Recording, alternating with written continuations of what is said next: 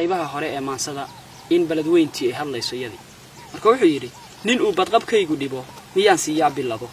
bartaan ku hungoobay shalay miyaan tagayaa barrina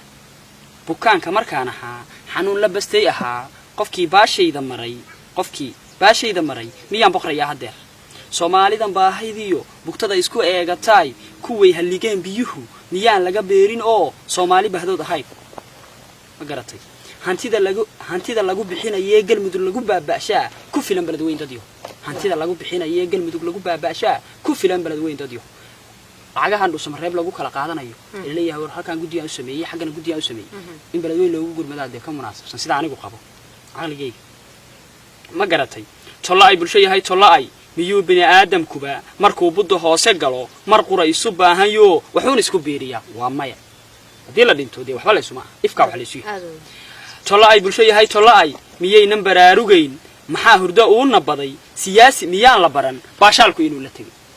xaqaas isaga maqan kor bay iska jiraan dibadda wareegayaan hadii baladweyn lagu leedahay tiriye adduunka baa duuxta qalbigu iyagu xaqay isaga maqan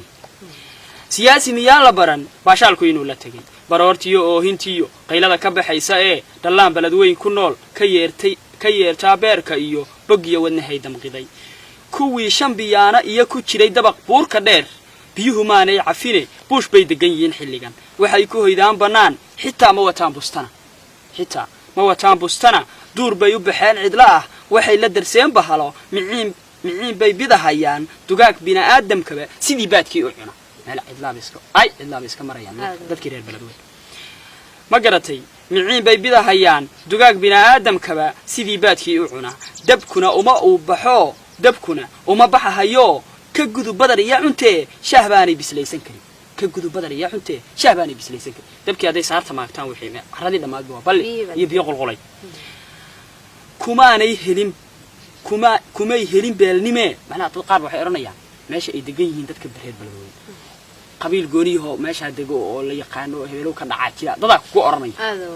marka wuxuu yiri kumay helin beelnime buruud iyo waa nasiib waxay ku degeen barta ilaahay Soomaalida markuu sameeyay qalabo meel uu iska dajiyay qabiil ma lagu bixiyay waa maya kumay helin beelnime buruud iyo waa nasiib waxay ku degeen barta hantida burburtee dhuntiyo bulshada la ateegodiyo musiibadan baahday iyo wabiga burqadee fatahay basiid weeyaan ilaah inuu ka badbaadiyo bilaash iyo waafiri waxsu boqor eegaya sidaan ugu soo baxniyo midkeenni baqiil ah iyo deeqsiga bururee kiciyo baroor diiqdeena iyo midkii burde iyo quraan u soo akhriye barye u hoorsada baabacada yiraahdana baariyow ka bixi hiiraan dhibta ilaahay waxba lama ahan inuu biyaha iyo dadka dul qaado wabiga fatahana ka xiro ilaahay waxba lama ahan laakiin wuxuu eegayaa sida inagu wal falcelinta aan bixin eegayaa ma garat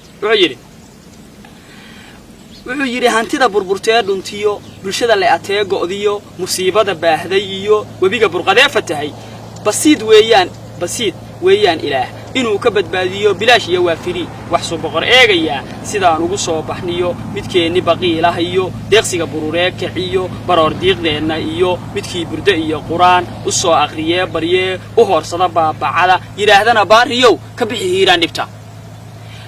buudii Soomaalidiyo marka wuxuu la hadlayaa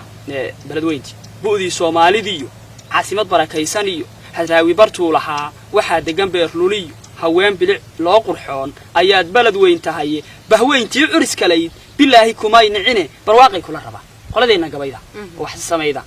de kuma aysan way dareenkooda ka hadlaya hanti haday ayana warbixinaya ma garad ayaad baladweyn tahay bahweyntii curis kaleed bilaahi kumay nicine barwaaqay kula rabaan barbaar baa kici dhawaan bulsha ku soo gurmani dhibaatada waad ka bixi balaayadu way ku deyn buunigu ducadu lahaa ayuu boqor ku aqbali saakuntaba waad bogsoon baashaalkii baad ku noqon bishaaradu way dhowdee adkayso intaad ka bixi wuxuu boqor ku qadaray iska dulqaad ma ihid golobaaska iyo dhibtuba ka bilaabantee waxaa tahay baytul khayr taariikhdana baal dahaba bog baad ku jirtaa qurxoon siyaad baa ka ballamay madaxweynihii xitaa maaragtay maxaa siyaad xitaa uu ku ogaa inaad magaalo qadiimiya tahay magaalada hal ogaado si gaar ah u yeeshaan waan sida gurmad bulshada